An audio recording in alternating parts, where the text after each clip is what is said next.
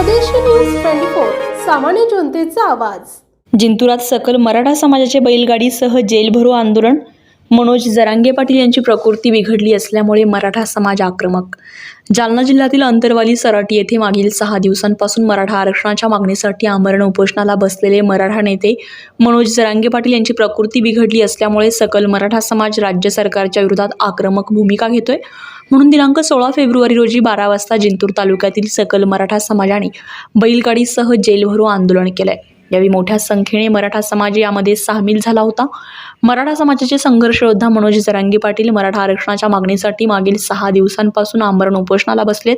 यावेळी त्यांची दिवसेंदिवस प्रकृती खालावत चाललेली आहे। मात्र राज्य सरकारकडून वेळकाढूपणा होत असून उपोषणाची दखल घेतली जात नाहीये, म्हणून राज्यात सर्वत्र आंदोलनास सुरुवात झाली आहे। त्या अनुषंगाने तालुक्यातील सकल मराठा समाजाने शहरातील छत्रपती शिवाजी महाराज चौकात एकत्र जमवून बैलगाडीसह जेल भरो आंदोलन करण्यात आले।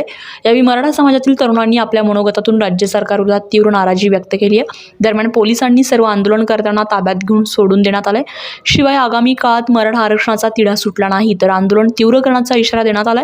यावेळी पोलीस निरीक्षक बुद्धिराज सुकाळे यांच्या नेतृत्वाखाली पोलिसांनी चोख बंदोबस्त ठेवला होता।